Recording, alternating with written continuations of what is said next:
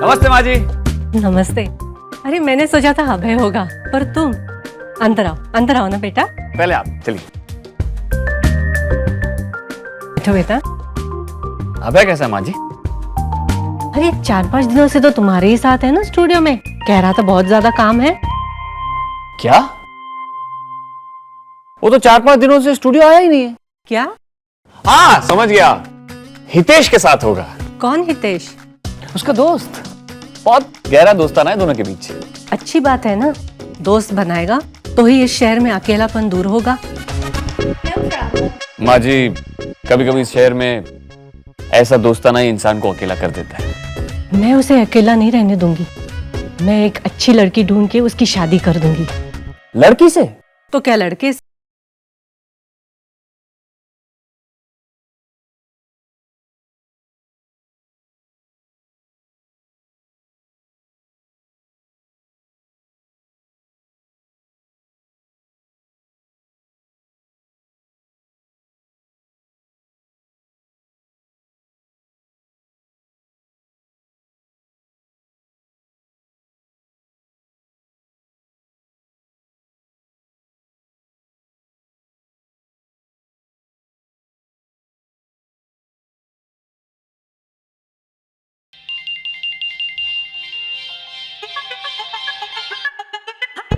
हाँ बोल।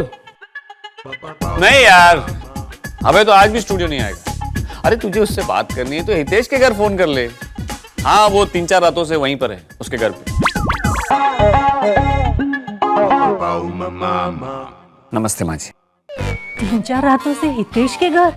ऐसे और भी कई दोस्त हैं उसके, गुरमीत, परमीत, जसमीत। ये क्या है? मनमीत। क्या? अब मैं मतलब है, एक और नाम याद आ गया माँ जी। इसमें उसकी फेवरेट फिल्म दोस्ताना की बहुत सी डीवीडीज है, लाइफ टाइम स्टॉक। उसकी लाइफ इस फिल्म से बहुत मिलती जुलती है, ऐसा वो कह रहा था। क्या? हाँ।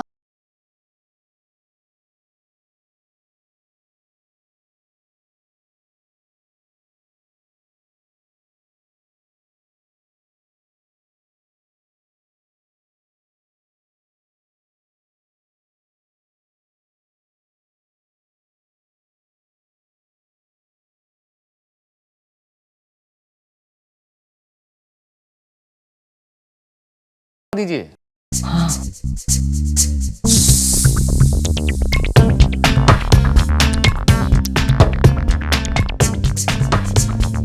हेलो अभय, कान खोल के सुन लो मेरी बात। मैंने एक लड़की ढूंढी है, तू उससे शादी करने के लिए तैयार हो जा। कौन सी लड़की माँ? मैंने कहा ना, मुझे शादी में कोई इंटरेस्ट नहीं।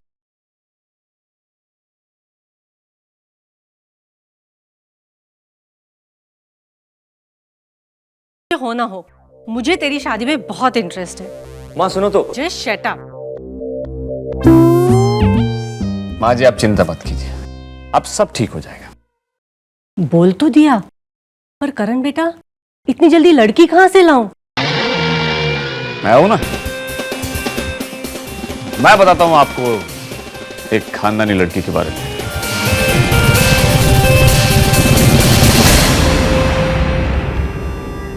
पंडित कालीचरण तो सोच भी नहीं सकता करण ने क्या क्या सोच रखा है।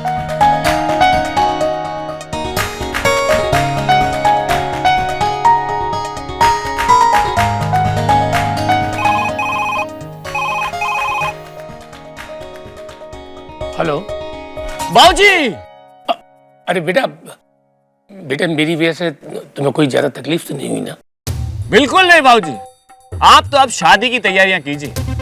मैंने अभय की मां को मना लिया। क्या क्या कहा तुमने?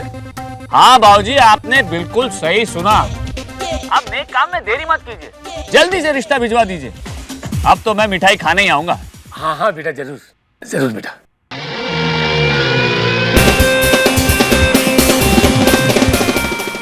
Job done.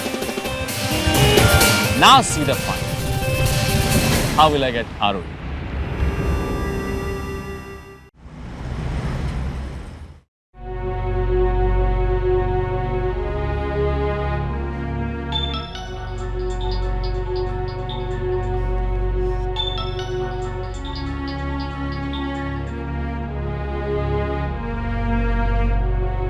हेलो हाँ अरे बेटा, तू अभी तक स्टूडियो में है क्या? पापा, वो बेटा सुर और अभय का रिश्ता पक्का हो गया। जी क्या हुआ बेटा, सब ठीक तो है? अरुई बेटा, पापा मैं स्टूडियो में ही हूँ। क्या पहुँचते हुए थोड़ी देर हो गई क्योंकि पुलिस स्टेशन जाना पड़ा। क्यों पुलिस स्टेशन क्यों गई थी तू? वो अर्जुन की जमानत करवाने। अर्जुन वही जिसने हमारा एक्सीडेंट करने की कोशिश की थी, तो उसकी जमानत देने के लिए गई थी? क्यों पागल हो गई ये क्या बेटा? ये सब क्या है यार हुई, क्या है ये सब? पापा उसने सुर को बचाने में बहुत हेल्प की थी तो मैं उसकी जमानत करवाने गई। वहां पहुंच के पता चला कि उसने मेरे और करण सर के बारे में बहुत गिरी हुई बातें कही, वो भी उनके ड्राइवर के सामने। तो करण सर के ड्राइवर को बुरा लगा, उसने अर्जुन को रोकने की कोशिश की और अर्जुन ने उसे मारा, इसलिए पुलिस उसे ले गई थी। किस हद तक गिर जाते हैं ये लोग बेटा, ये अच्छे लोग नहीं है, सब एक जैसे होते हैं सब। एक बेचारे करण को देखो, इतना पैसा वाला होते हुए भी उसने हमारे लिए, खैर तू वो सारी बातें छोड़ बेटा, उस लड़के के लिए तो अपना वक्त जाया मत कर बेटा। हम शगुन लेकर के अभय के घर जा रहे हैं, अब वहां तेरा इंतजार करेंगे, तू वहीं पहुंच। जी जल्दी आ जाना बेटा, ठीक है? जी बाबा।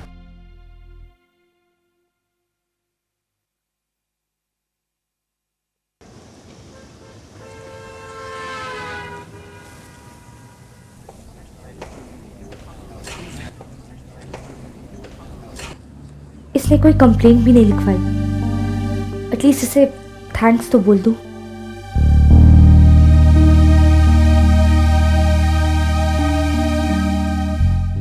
बाप रे बाप, कैसे बचा? मैं ही जानता हूँ मैंने क्या गलत कह दिया था।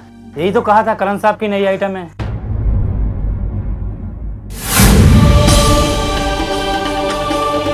इतना सुनते ही अर्जुन पुंज की आंखों में ऐसे खून उतर आया जैसे मेरा खून ही कर देगा।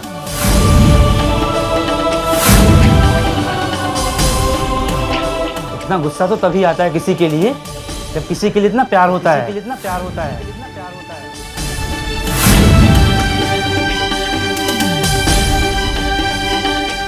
मुझे तो लगता है वो लड़का उस लड़की से बहुत प्यार करता है, इसीलिए उसके बारे में कुछ नहीं सुन सकता। खैर मैंने तो पुलिस से झूठ बोलकर अपनी जान छुड़ा ली, वरना उसकी जमानत तो उस मैडम ने दे दी, मेरी कोई नहीं देता।